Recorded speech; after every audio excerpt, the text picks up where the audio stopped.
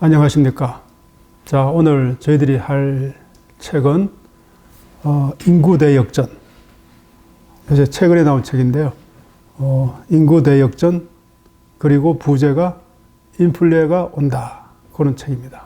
그래서 요새 우리가 인플레 때문에 좀 사람들의 관심이 높은데 아마 시적절한 책이 아닌가 그렇게 생각이 듭니다. 저자는 런던 스쿨 오브 에코노믹스의 찰스 구드하트 교수, 그리고 또 한 사람은 토킹 헤즈 매크로, 아마 이 컨설팅 펌이에요. 그래서 교수와 이 실무자 이렇게 잘 이렇게 짝을 이루어 가지고 쓴 책이다 이렇게 말씀드릴 수가 있겠습니다. 항상 제가 그랬듯이 그 유튜브에서 이 Great Democratic Reversal이라고 이렇게 검색을 하시면 한 대여섯 군데 저자가 직접 그 강의한 그 동영상이 뜹니다. 그런데 요 대여섯 군데가 되는데 이 책에 대해서 자세히 설명은 하지 아니하고 책은 한 5분 정도 설명하고 나머지는 그냥 이 책이 가지는 그 정책적인 그 의미 그런 데 아마 좀 많은 비중을 맞추었습니다. 그런데 저는 정책적인 그런 의미보다는 책 내용을 제가 충실히 소개해 드리는데 초점을 맞추겠습니다. 특히 여러분이 보시기 편한 것이 자본시장연구원에서 그 두 번째 저자를 온라인으로 초청해 가지고 대담한 것이 있습니다.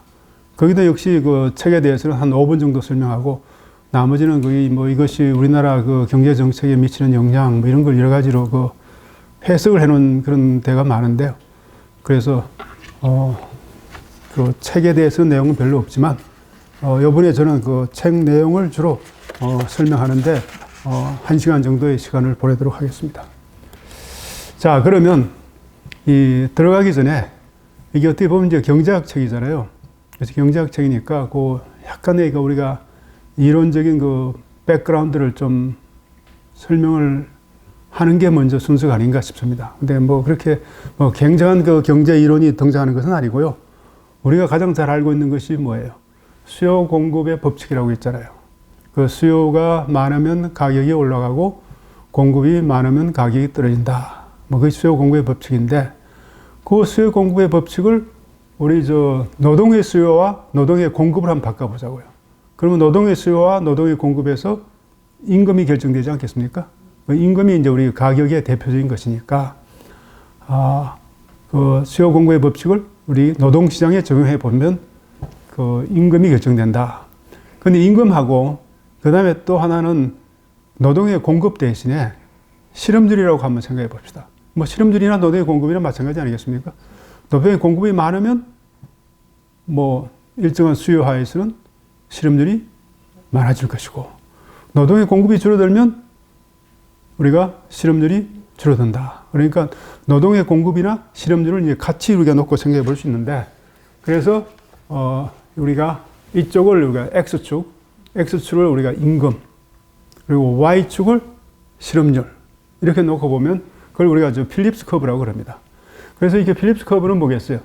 실업률이 높으면 임금은 낮아지고, 실업률이 낮아지면 낮아질수록 임금은 올라간다. 그렇게 생각할 수 있지 않겠습니까? 그죠? 그러니까 실업률이나 노동의 공급이나 그게 이제 반대 방향으로 움직이는 거니까. 그래서 그걸 이제 필립스 곡선이라고 그래가지고 이제 그게 뭐예요? 부의 상관관계를 갖는다. 여기 수요 공급의 법칙이나 같은 이야기예요. 그런데 이제 실업률이라고 하는 것이 노동의 공급인데, 노동의 공급을 다른 말로 표시하면 생산 가능 인구라고 생각할 수 있어요. 생산 가능 인구가 이제 노동시장에 참여하는 사람들이니까 생산 가능 인구가 많으면 많을수록 노동의 공급이 많아진다. 이렇게 생각할 수 있거든요. 그래서 우리가 실업률을 가지고 우리가 가격의 높고 낮음을 봤잖아요. 실업률이 낮아지면 가격은 올라가고 실업률이 많아지면 가격은 떨어진다. 그러니까 생산 가능 인구를 실업률을 대표하는 것이 생산 가능 인구라 생각한다면 생산 가능 인구의 수위를 봄으로 인해 가지고 인플레이션을 예측할 수 있지 않을까 이렇게 우리 생각할 수 있겠습니다.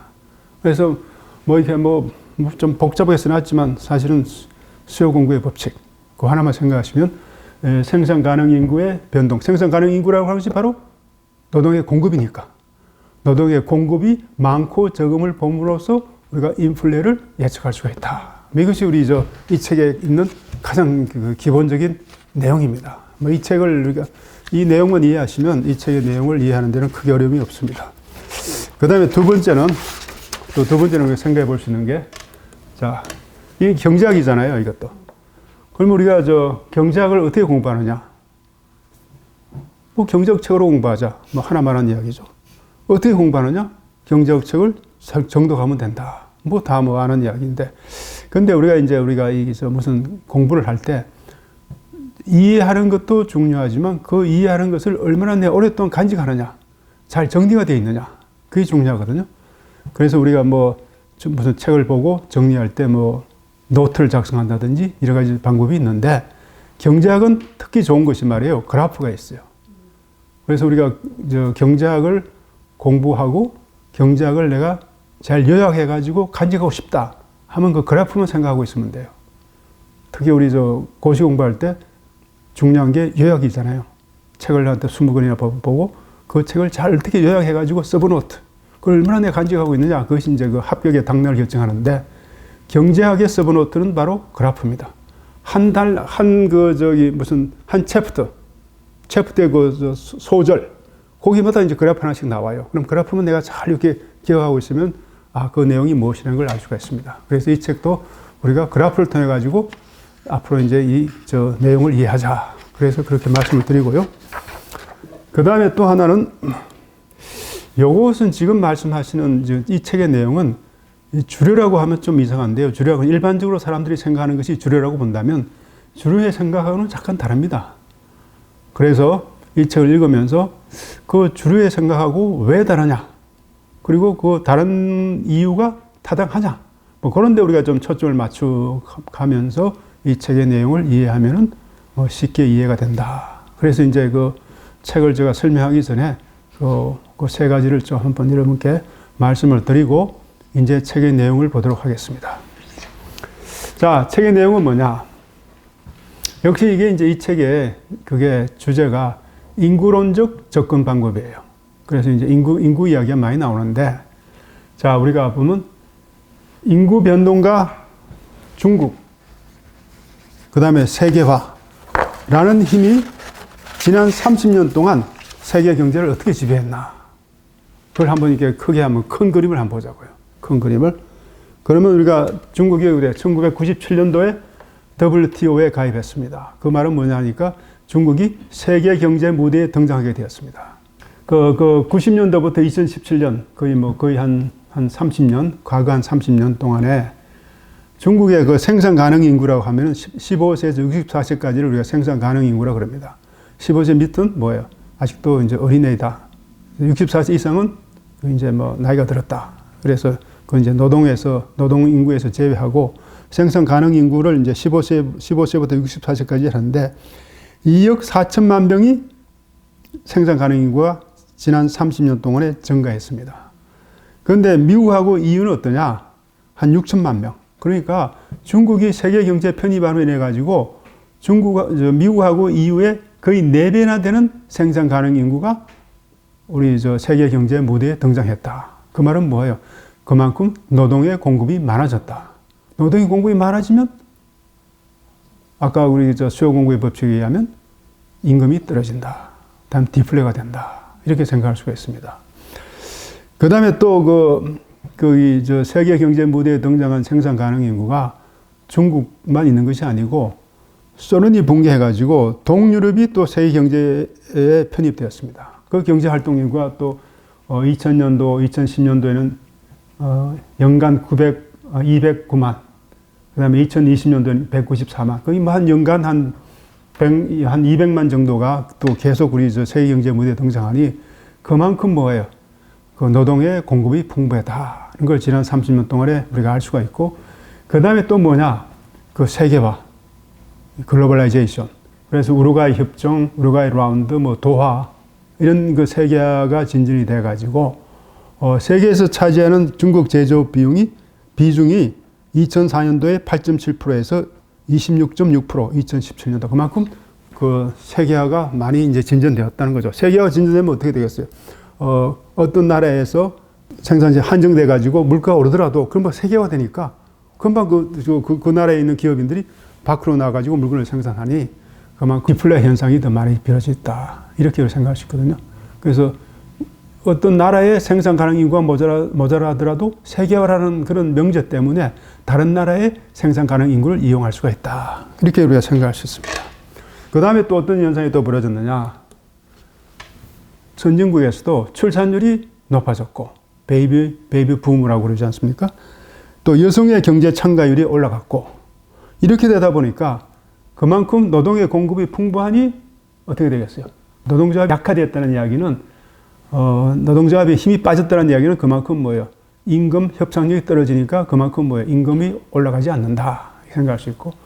또 그 다음에 부양인구의 비중이 저하됐어요. 부양인구의 비중이라는 것은 유년, 그 다음에 15세 미만, 그 다음에 노년 65세 이상 그 나누기 생산 가능 인구입니다. 그 비중이 저하됐다는 이야기는 뭐예요?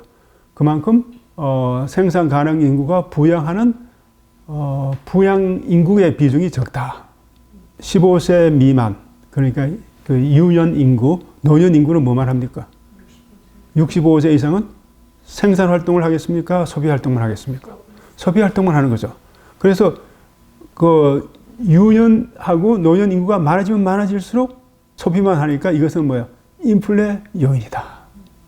그런데 생산 가능 인구가 많아지면 많아질수록 그것은 생산을 하니까 그것은 디플레 요인이다. 그래서 그 비중이, 부양인구의 비중이 떨어졌다는 이야기는 그만큼 뭐예요? 디플레가 될 가능성이 많다. 이렇게 생각할 수 있습니다. 그래서, 이렇게 보시면 아까 말한 대로 중국하고 동유럽의 생산 가능 인구가 많아지고, 그리고 선진 경제에서도 또 베이비 부머, 또 여성의 경제 참가율, 또 노동조합의 악화, 부양 인구의 비중 저하, 이런 것이 다 디플레적인 그 요소를 갖고 있는 거예요. 그래서 지난 30년간에는 뭐야, 우리가 물가가 점점 떨어졌다. 이렇게 우리가 인구 동태론적 관점에서 이야기할 수가 있습니다. 우리가 지난 30년 동안에 2008년도에는 뭐가 났어요? 2008년도, 9년도에는 그 미국발 그 서브프라임 위기. 그 다음에 요 최근에는 또 뭐예요? 코로나 위기. 그래가지고 정부 지출이 많아졌거든요. 정부 지출이 많아지니까 뭐예요? 정부 부채가 증가하겠죠? 정부 부채가 증가한다는 이야기는 그만큼 돈이 많이 풀렸다. 돈이 많이 풀렸다는 이야기는 인플레적인 그 요인이다. 그런데 이와 같은 인플레적인 요인이 있음에도 불구하고 디플레 현상이 벌어졌다는 것은 그만큼 뭐예요? 아까 말씀드린 그 생산 가능 인구가 늘어났고 하는 그런 인구 동태론적 관점에서 봤을 때 인플레 요인이 있음에도 불구하고 디플레 현상이 벌어졌다. 그만큼 뭐예요? 인구 동태론적 그 힘이 강하다. 이렇게 해석할 수가 있지 않겠습니까? 자, 그렇게 되니까 어떻게 됐어요? 이자율이 하락하고, 그 다시 말하면 디플레가 되니까 이자율이 떨어진다는 거죠. 이자율을 이렇게 생각할 수가 있어요. 이자율은 우리가 실질 이자율, 우리가 명목 이자율은 실질 이자율 플러스 인플레, 예상 인플레입니다. 인플레가 되면 된다. 인플레가 앞으로 우리가 많이 물가가 오른다 그러면 어떻게 되겠어요? 이자를 많이 받으려고 그러지 않겠어요? 그만큼 인플레가 되는 것을 우리가 상쇄해 줘야 되니까. 그런데 우리가 과거 30년 동안에 디플레 현상이 벌어지기 때문에 이자율은 하락하고, 이자율이 낮잖아요. 그리고 이자율이 낮아지면 어떻게 됐습니까? 주식 가격, 그다음에 부동산 가격은 올라갑니다. 왜 올라가겠어요?